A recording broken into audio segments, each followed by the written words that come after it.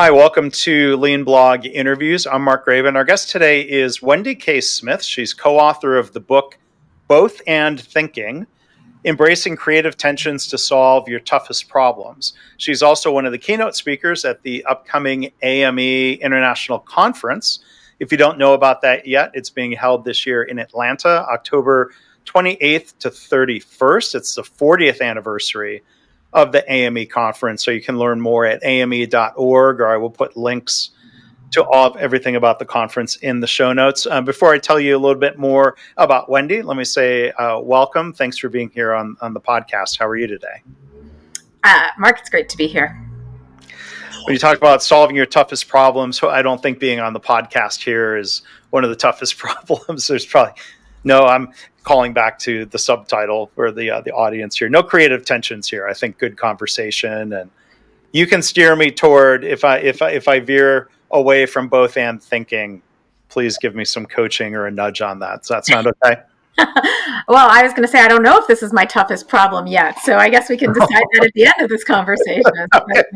Fair enough. But hopefully, I think we share a hypothesis. We're going to have a great conversation here. We're going to try to have some fun. And let me tell you a little bit more. Again, Wendy K. Smith. She is the Dana J. Johnson Professor of Management and Faculty Director of the Women's Leadership Initiative at the Lerner College of Business and Economics at the University of Delaware. She earned her PhD in organizational behavior at Harvard Business School, where she began her intensive research on strategic paradoxes, how leaders and senior teams effectively respond to contradictory yet interdependent demands. So I think we'll talk about this in the episode here. Her research, published among the top journals in the field, has received numerous awards, including the Web of Silence. Oh, no, not the Web of Silence. That's my mistake. The Web of Science Highly Cited Research Award 3 different years for being among the 1% most cited researchers in her field.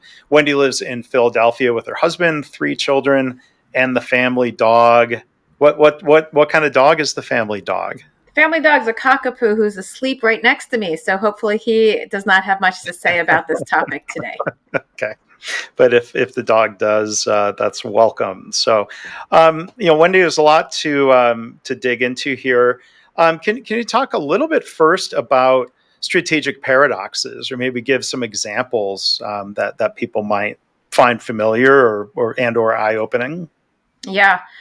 Mark, I love that you started right there. We think that this is leadership 101, that this is, and in fact, increasingly what we're seeing is that in order to be effective leaders, people need to grapple with paradox. Now, to be clear, that word it has a double-edged sword. Some people really want to embrace this idea of paradox, and some people find it off-putting. So just to get us started, and by way of definition, we understand the world. And when I say we, it's myself and as you said, my co-author, Marianne Lewis, who's currently the dean at the University of Cincinnati's Business School. We've been studying this for 25 years. And what we really explore is how people navigate, as you said, problems, challenges, competing demands, tug of wars. And the place that we start with people is, what are the dilemmas, trade-offs, challenges that you are experiencing, or the tensions that you're experiencing? And so in the world of automotive, and this is actually a place that we started on this, it could be everything from navigating tensions of being, quality versus time, or quality time cost, or, being incredibly efficient, but at the same time, really innovative, or, and those tensions bubble up for us all the time. How do we spend our money? How do we spend our resources? We argue that underlying those tensions are these competing demands that are both in opposition to one another and also interdependent, and they never go away, they persist. That's what we call the paradoxes, the underlying oppositional interdependent tensions. And so it might be that a company is navigating the question of, do I open up a plant in a different country? But underlying that question is a tension of, how do I both be global but remain hyper-local? How do I both be expansive and broad and yet deep and focused? So the paradoxes are these tensions that are these interdependent opposites that underlie every single one of our dilemmas. Hmm. And are there, like when I think of lean manufacturing or lean principles in different settings, as I know you've studied, I mean, sometimes some of these trade-offs seem to be just so given or assumed to be given until we prove otherwise, that we can have better quality and lower cost at the same time, or better flow and better quality. Is that one of the key opportunities? Like where do we just need to acknowledge and work with the paradox versus trying to maybe break down trade-offs or break the paradox? Is that Here's the provocation. Our provocation, or our argument, or our research really finds that what we tend to do when we confront these kinds of tensions is we see them as a trade-off. We experience them as an either or. And the first thing we tend to do is we go to a question of which one should I choose? So, time versus quality feels like a big one, and it feels like a real trade-off. Our argument is that kind of thinking, that either or thinking that we default to, we argue that that's limited at best and detrimental at worst. right? That it prevents us from getting more creative, more integrative, more possibility. And the provocation, if you will, the argument that we find in our own research is that when people pause and first ask, is there a both and, they can get to better, more creative outcomes. And that's why, the title of the book is so interesting to me, to see both and thinking. It made me jump immediately, like, right, the opposite of either or. We spend so much time talking about either or choices, or assuming those. What can you think of some examples, maybe even in daily life or businesses people might interact with, that have gotten past the trap of either or thinking? What's a good example of both and? Yeah, and I'll offer two. The first is, as I was saying to you sort of earlier, so much of this research around navigating the both and living in paradox comes out of lean manufacturing. You guys are like the greatest example, and I know it's a quite pointed to example, well trod example in your world, but the Toyota production system was the classic of paradoxical thinking. In fact, there's some great research on what does it look like to reframe our goals in terms of things like, we're going to be just in time, but hold no inventory. Right. We are going to make sure that we are high quality, but also super fast. Right. Mm-hmm. So what does it look like? And Toyota was the like sort of early adopter of this kind of thinking, a kind of thinking, by the way, that has now become pervasive across manufacturing, or not just manufacturing, pervasive across leadership and management broadly. Uh-huh. And I think that it was in asking those kinds of really seemingly impossible dualities that we have all of this innovation in process and manufacturing. So when Toyota asked those seemingly impossible, they developed things like a learning system where they were constantly learning and growing and changing the production system to be faster yet higher quality, to be to ensure every car possible with no inventory, right? And so that is exactly the kinds of thinking that we are tapping into. Yeah. I was going to say another piece that this comes up, and whenever I do a workshop in companies, and I ask people to talk about your greatest tensions and how those tensions, the underlying paradoxes, the one that comes up all the time is the tension we feel of work versus life. Mm. And in fact, I like to say, people bring us in to do workshops to help with how their employees can be more effective at work. And essentially they talk about how stressed they are about the navigation of tensions with work. And so, but that one is one that comes up all the time, and in which this kind of paradoxical thinking invites all kinds of new ways of grappling with that very tension. Mm-hmm. And thinking of creative tensions, or maybe even sometimes the tension doesn't feel that constructive. It's just heavy tension that's got people upset with each other or stuck in the mud. But, to build off of Toyota, and I don't know why I was trying to steer it away from lean. This is a podcast about lean, but, think of not just Toyota, but a company that was inspired by them in the late 80s, Alcoa, under Paul O'Neill's leadership. As people can read about Charles Duhigg's book, The Power of Habit, and there's a free ebook about Paul O'Neill available online through the firm Value Capture that he helped start. But Paul O'Neill broke the either or thinking between, let's say, safety and financial performance, right, of demonstrating or telling people, look, we're not going to let budget get in the way of doing what's right for safety. And that led to all kinds of other performance, including the stock price. But it seems like that demonstrated both and thinking didn't launch, a school of management thought the way Jack Welch in his approach launched a school of people really looking to emulate, his approach back in the day at GE. But is that back to your point of this idea of strategic paradox being off-putting to some people? Is that a barrier to learning from others who have embraced both and thinking, or is there just kind of other habits involved? It's such a good question. You're saying, look, this kind of either or, which is what Jack Welch was about. Are you one of the top one or two or not? Mm-hmm. Has really, people sort of have held on to that one tightly. What happened to Alcoa, or what happened to lean? I am, what we are finding when we started talking about paradox as a management tool, both and as a leadership skill, people would say to us, oh, paradox, nice idea, but it kind of belongs in a philosophy class, not here in management. Yeah. And what we found is over the last 20 years, we have continued to talk about it.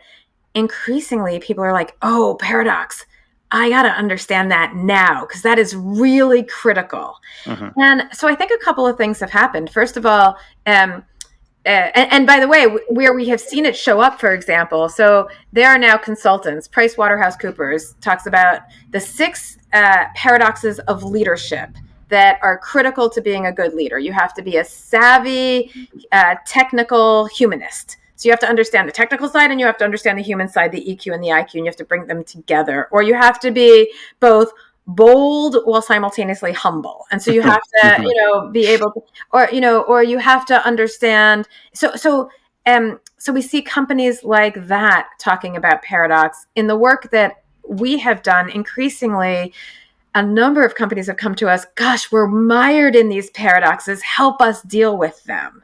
Help us live into the both and, because they just exist. And so I think one of the things that's happening is that our world has just gotten more complex. We see the complexity, and rather than trying to find the simple, so there is comfort, emotional comfort in finding the simple either or answers. And I think that in the complexity of our world, we know that emotional comfort only lasts a very short period of time. That if we really want the long-term sustainability, we need to, as we say in the book, find comfort in the discomfort and deal with the complexity of paradox. Mm-hmm. And it seems like, when you write about, you talk about competing demands, and we've already talked about a few, quality and cost, et cetera. One challenge that comes to mind, I think of Jeffrey Liker's book, and point number 1 of the Toyota way, like number 1 of the 14 principles is about making decisions based on the long term, even at the expense of the short term. And that doesn't, like, to me, even at the expense of the short term, that might sound like either or thinking. But it seems like the Toyota is trying to have the both and thinking, that yes, we need short-term performance, but what's really important is not making it either or of short-term and not long-term performance. Right. Do you see connections? Or how do you see companies viewing, if there's a trade-off, it seems, between today and tomorrow, short-term and long-term? Mark, what I love, so, again, one of the reasons we wrote this book is because increasingly people were saying, gosh, this both and is important. How do we do it?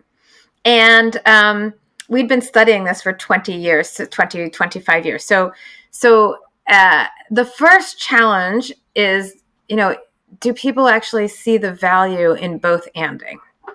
Some people do, some people don't. And again, we have tons of examples in the book of where the both and has opened up more creative possible thinking. The second challenge is, okay, I get it. How do I do it?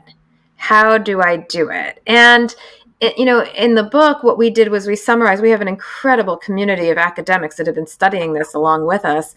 We summarized the research that we had been seeing among our colleagues to say, okay, well, how do we do this thing if we believe that there's value and there's more creative possibility in shifting away from our very trade-off oriented, dilemma oriented, linear thinking and embracing this kind of more complex thinking? And again, it's more complex because in part, what you're looking at is holding these opposite ideas simultaneously. That's uncomfortable. So it is cognitively more complex and it is emotionally more uncomfortable to do because it raises all this anxiety and defensiveness. And so how do we do that? And so, most of what we talk about is what does it mean to create an organization that allows individuals to sit into and lean into these tensions. And I'll just say the very first tool, the first step, like baby step into navigating this, we talk about is simply changing the questions we ask. So if people are listening to this and want to walk away with one big idea, what I like to say is, noticing how often we ask either or questions. We frame the issues in our world as an either or. And just changing that question to how can we do the both and? So, as by way of example, I started studying this in the context of innovation. And it always felt like there's an either or. Are we focused on our existing product and maintaining the existing world? Or are we changing and shifting and doing something novel and innovative? And just focusing on a change of question to, or noticing that we do that, or recognizing it and changing the question to, how can we sustain and continue to support our current customers, revenues, products, etc., and at the same time, completely shift them up, cannibalize them, change them, innovate, experiment, and try new things. By changing that question, all of a sudden we open up pathways to new creative possibilities. Yeah.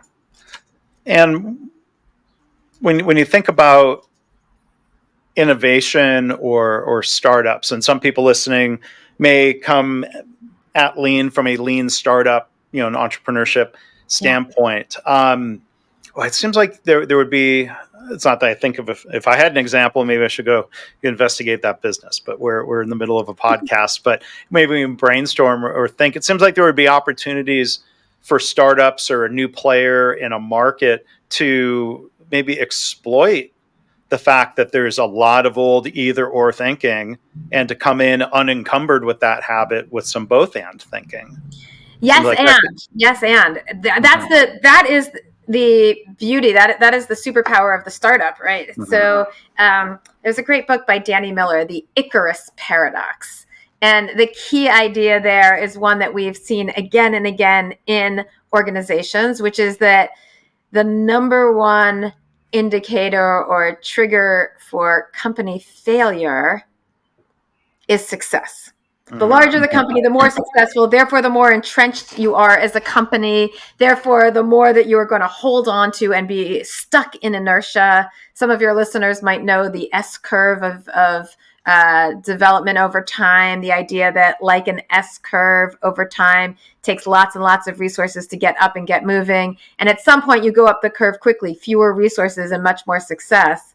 But the problem is what happens when you're hitting that peak of success where you're at the top of your market, top of your game. That's when you need to be changing and developing and doing something new to get onto the next S-curve. But that is the time where you are least likely to do it. And so you've got these large companies that aren't willing to shift. And so, again, when I started studying innovation, my PhD dissertation was about IBM.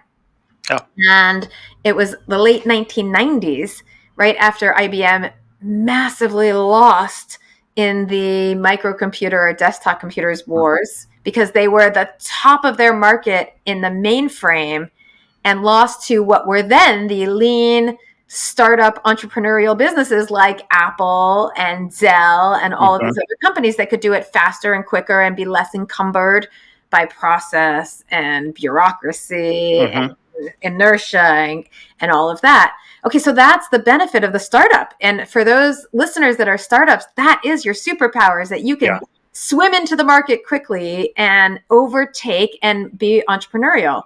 And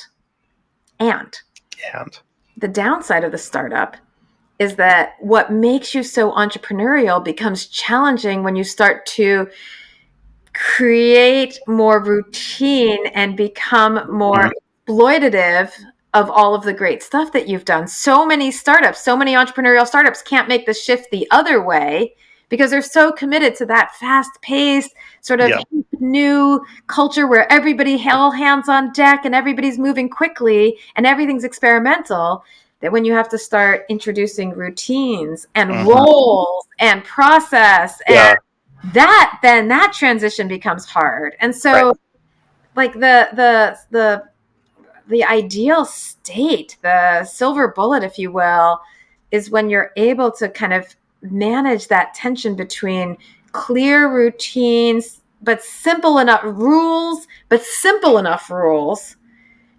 that allow you to still be entrepreneurial without being excessively bureaucratic, but at the same time have enough process in place that you're not just sort of tumbling all over yourself in entrepreneurial energy. Yeah. I mean, I come from a background in process, and I started in the auto industry. So, okay, fine. Old, slow, dinosaur industries. I noticed Tom Peters, the legendary Tom Peters, who's been a guest here, endorsed your book, and I'm channeling Tom when I use the word dinosaurs there. But what you say about Dell rings true, because I joined that company in 1999.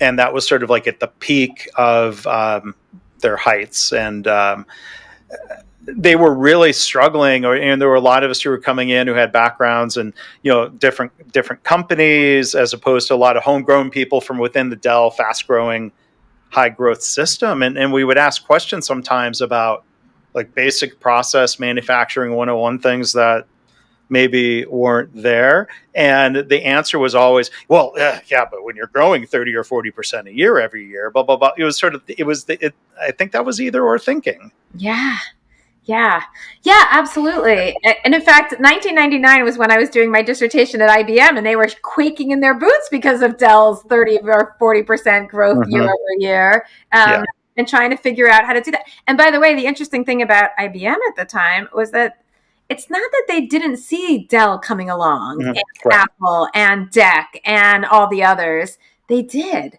And they actually invested really heavily in innovation. They couldn't get to the same place as quickly because they were the old entrenched system. Yeah. And so now the conversation is, what does it take for an entrenched system to also be entrepreneurial, to have intrapreneurial ventures, to create the conditions that they can live into both? My PhD advisor, Mike Tushman, and his colleague, Andy Binns and Charles O'Reilly, call that being ambidextrous in an organization, or essentially holding those paradoxes. And when you think of the auto industry, a lot of for a decade, most of the growth in the electric vehicle market was coming from one company, Tesla, a startup. GM, maybe others seem to frame the either or. Well, we can build electric vehicles or high volume products. Like they viewed EVs as being like these, kind of dorky vehicles with a limited range and a limited appeal. Now, Tesla, I think has a lot of problems as a company, but I think, they deserve credit for the both and thinking of electric vehicle and long range, electric vehicle and kind of cool and appealing, electric vehicle and high volume. Yeah, absolutely. I mean, I don't know how many of your listeners know the Honda story, right? Which is, I love the story of Honda coming into the US market, because they came in to try and compete in the US market and couldn't compete because their vehicles couldn't go anywhere in the motorcycle market, right? Their vehicles couldn't go. This is the Honda motorcycles. And they couldn't go anywhere near as far as Harleys and other. And so these guys ended up scooting around on these, like, small little, better than a bicycle, but scooted around quicker than a car into the cities while they were waiting to try and figure out if they could reinvent, re-engineer their big, large motorcycles. Yeah. And that's when they figured out that actually these small little, cars, motorcycles actually had a very different function and could sell to a very different market than the Harleys of the world. And that's how they ended up getting into and becoming the number one motorcycle sales in the United States. And there's there's a long history of companies who did not succeed with their first attempt into a market. I mean, Toyota tells the story and even kind of jokes about how the first car they brought into the US was a big failure in the market because it just wasn't suited to American road conditions and hills. And their first minivan was a big flop, but then, they seemed to learn and figure it out, the second, if not the third generation. Is there an element of both and thinking when it comes to learning from failure or bouncing back? Yeah, learning from your mistakes, right? You got to learn from your mistakes along the way. We talk about, what we find is that part of the both anding is being dynamic, experimenting, trying new things, being able to explore and experiment along the way. Living into the serendipity, the moments where you're not even sure that are planned, but just sort of emergent in terms of what's possible along the way. And part of both anding in terms of being dynamic, and this becomes an important idea for us, is what we call living into the dynamism of the tightrope walker. And here's what we mean by that. So, when it comes to thinking about the both and how do you accommodate things simultaneously, the assumption that we make is that there is going to be a win-win ideal creative solution where something could ideally be, more efficient and more cost effective at the same time, or more, sort of depth and breadth all at the same time. And that's what I was expecting when I went in to do this IBM study, is that there would be these win-wins all the time between their existing product and their innovation. And they could do both. And that happens sometimes. And in that case, we talk about those win-wins, that there is some sort of more creative solution to do both simultaneously, as finding mules, because mules are the oldest living hybrid that we have been breeding as a species for like 3,000 years. And so mules are, they're stronger than donkeys, but they're smarter than donkeys, but stronger than horses. And you bring together donkeys and horses and you have smarter, stronger animals, pack animals. Yeah. But that doesn't actually happen that often. And then, in fact, when I was studying IBM and they were navigating these ongoing tensions of, do I spend more of my resources with my existing products, or do I put more of them into engineering something new and experimental? Instead, what I found that they were doing, it wasn't that they were finding these ways where their engineers were working on both simultaneously. What they were doing instead was what we call tightrope walking. They were moving their resources frequently, sometimes making decisions where they invested in the existing product, sometimes making decisions where they invested in the innovation. But they were making those shifts. We call it being consistently inconsistent, or micro oscillations, because like the tightrope walker, you're going forward. You're not stuck. You're focusing on the bigger picture overall, but you are never fully balanced on a tightrope. You're always balancing. You're always sort of micro shifting between left and right, but you're never overextending to one side that you fall off. So the important idea here, the reason this is important, is because living into paradox, both anding, does not necessarily mean that every decision that you make is going to find this ideal integrative solution. Sometimes what happens is that what you are doing is you are framing your decisions overall, and over time, you're making these choices that balance between these two options. Mm-hmm. And that is the way that overall you're accommodating both options. And that becomes an important concept because it opens up what's possible to the both and over time. I'm picturing, was there a Harvard Business School team building off-site event that involved tight ropes, or like try this out? No, I don't know. I don't know where that. And we actually started. I'll tell you, that's funny. You should say that. We started with the metaphor of sailing because you're tacking back and forth, and then somehow we got to tightrope walking. And the truth is that somebody said to us, not everybody knows what tightrope. Not everybody has a tightrope walker, and so they said to us, "Well, what about bicycling? It's the same thing, right? To go forward." And then somebody said to us, "Well, actually, standing is the same thing. We think we're stable, but we are never fully stable. We're always making these super micro tweaks that sometimes are even imperceptible to us." And so, that notion that there's dynamic change, it happens over time, we're constantly moving, and so that living into this paradox is about constantly moving. Yeah. Most of us have not walked a tightrope, even a low one, or I've never sailed a boat. We did some sort of outdoor adventure ropes course thing at MIT Sloan. Yeah, there you go. Get us nerds outside. It was good for us. But I'm thinking, like more seriously to some of these either or thinking examples. I think another one that comes up that I don't think we've touched on yet is, are we trying to delight the customers or create a great experience for employees? Like, I would argue that's a great opportunity for both and. Oh yeah. And in fact, a great example of that, I don't know how many of your listeners followed the Southwest Airlines. And what they realized was that oftentimes what people would say is, we're going to delight the customer to the expense of the employee. And all that does is burn out your employees so that they're no longer delighting their customers. Right. And you realize that if they create an experience where their employees feel taken care of and valued and trusted, that enables them to delight the customers. And so there's some great research on Southwest Airlines and what it means to find ways in which putting resources into employees enables us to support and advance the customers.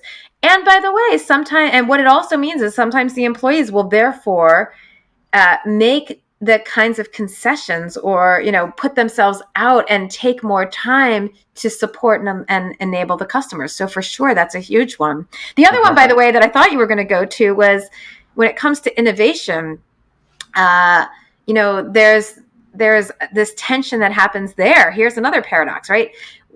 There's this practice of voice of the customer. Go out and talk to your customer and hear what they want to say and use that to enable or to inform innovation. This is IDEO, as a product design firm, has that as a core of design practice.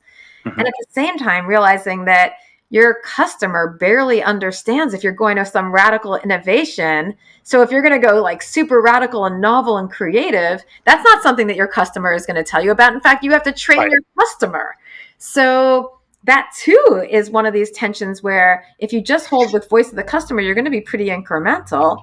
But if you just hold with super radical innovation, you're never going to sell a product. So you've got to be navigating that tension simultaneously, or balancing those competing demands. Yeah.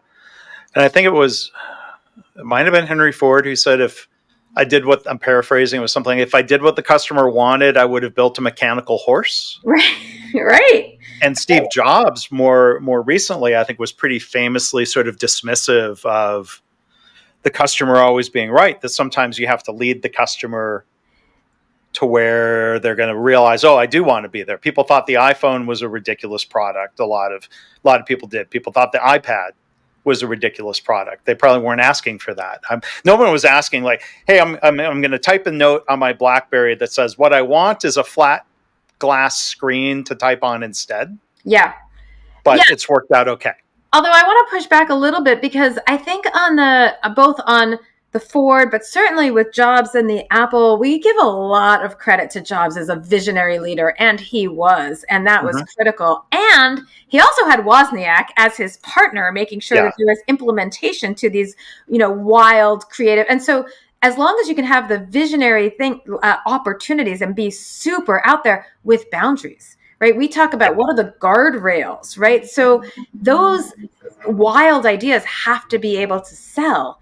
And that was a really famous partnership. I mean, if we go over to Microsoft, so too, Gates and Ballmer were an incredible partnership, in part because Gates was the visionary with the big external vision, maybe not in the same way as Jobs, but certain. And, Ballmer was the one who was ensuring that this was operationally possible. And so part of the way they did that yin yang, both and in their leadership, was to ensure that there was these co-partners in these leaderships, each holding a different component of this external visionary big picture, internal implementation, operational, really trusting and valuing each other and being able to work together. And that's, I think, a piece of the story that we don't tell enough of. Yeah. And I'm looking at the cover of the book. It says the foreword by Amy Edmondson, also of Harvard Business School fame, and she's been a guest here on the podcast. I want you to feel safe pushing back on me. So hopefully your pushback feels rewarded and not punished. Thank you, psychological safety. There you go. When you were studying at Harvard Business School, did you have a chance to work directly with Amy and while she was there, or when? I mean, she's still there, but with her in Harvard Business School circles. Amy was one of my advisors. She was on my dissertation committee. So I am grateful to her for all I've learned from her.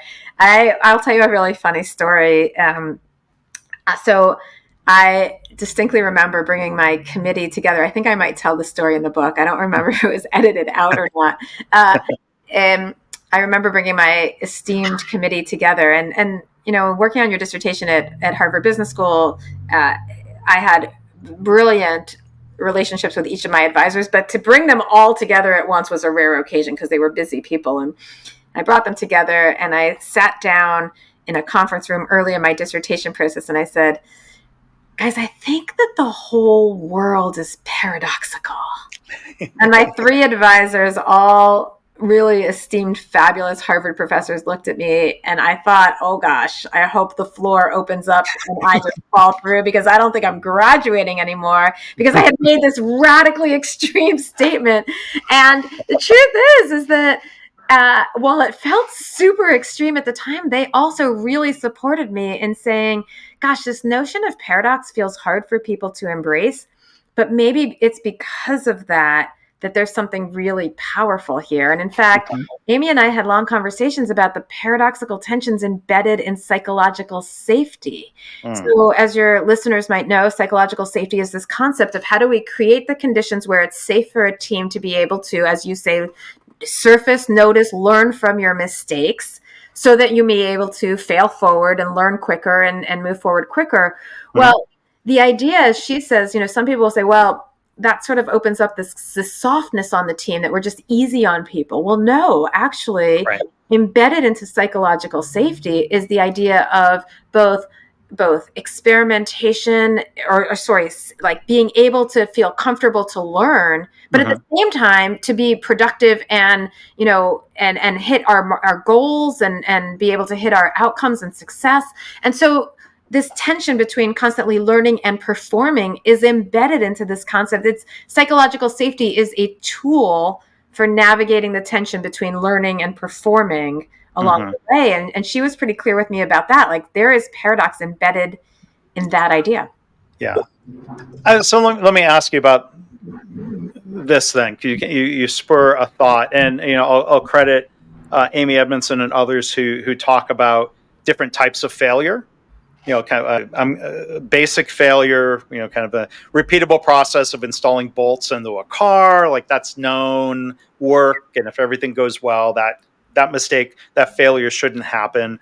And complex failures, if I'm paraphrasing it correctly, of, kind of known unique things that happened unanticipated things that happen in a known setting, and then intelligent failures, or you think of like we're doing things now at the frontiers of experimentation and innovation and improvement. And so like the paradox is like when people say, well, we learn from our mistakes, we should embrace our mistakes, but there are some mistakes in a factory that could kill a customer, Right. or some mistakes in a hospital that could kill a patient. And that it seems paradoxical that we would be trying to prevent mistakes, but then also learn from the mistakes that happen. Is that a paradox, or am I just rambling on? Okay. Absolutely. I mean, this to me feels like, Toyota Production System Lean 101. How do we learn from all of our mistakes and at the same time not make them? Right. And I think that is exactly, this is Amy Edmondson's research in hospitals for sure. But, if you think about, there's some great research by Carl Weick and Kathleen Sutcliffe on high reliability organizations. Right. So what are organizations that small errors can cause huge rippling detrimental effects? And how do you and so that would be like the train systems or power plants, or where failure is not an option because those mistakes have such huge consequences. Well, then the question is, how do you make small errors and have a system that so the idea here is you've got to make errors that are small and get caught and have slack in the system so that those errors don't have reverberating effects in, as Charles Perrault once said, complex systems that are so interdependent with one another that the reverberating effects cause, the explosion of 3 Mile Island or whatever else, whatever other huge outcome it might be. So, part of the learning there is indeed, if you ask the question, how do we accommodate mistakes in the system while minimizing the damage or the outcome, then you get into all kinds of really important thinking about what it looks like to run these high reliability systems. Yeah.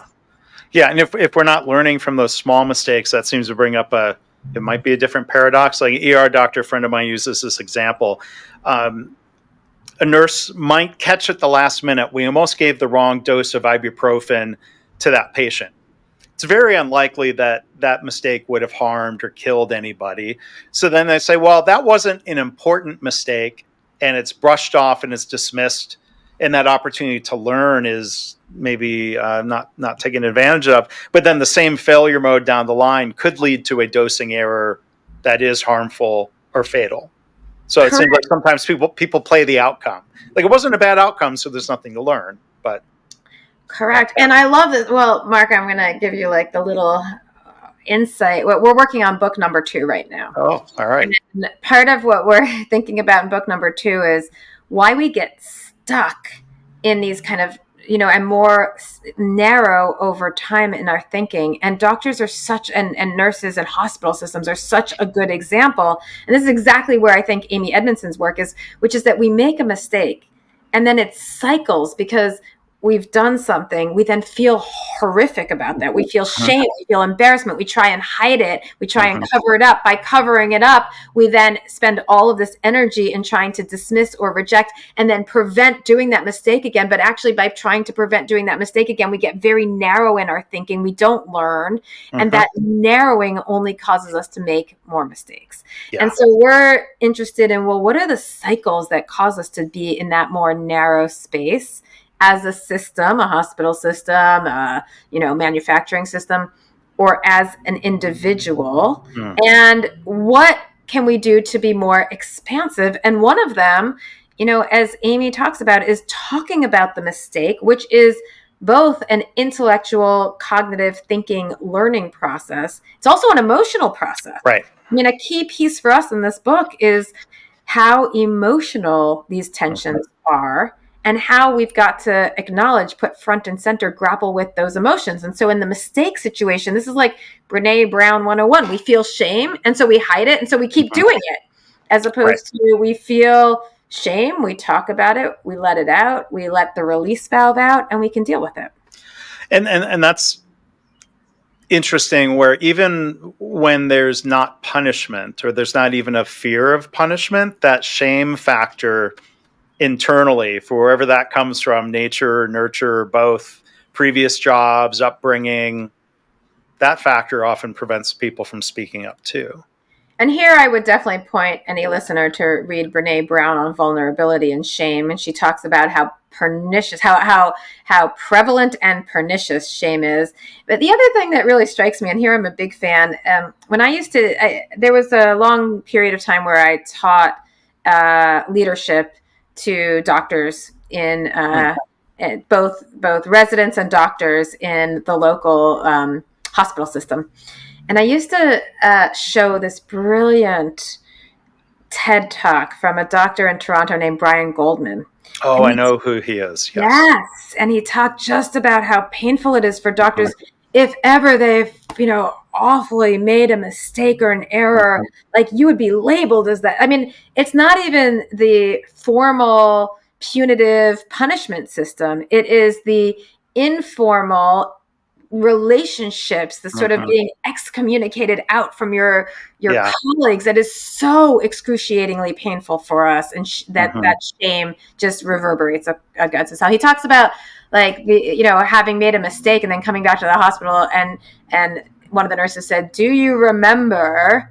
pointing to like a patient that he had left in some condition thinking she was fine, and then comes back with having had the wrong dosage or the wrong medicine or what have you in worse condition. Whoa, like the shame of that is horrific.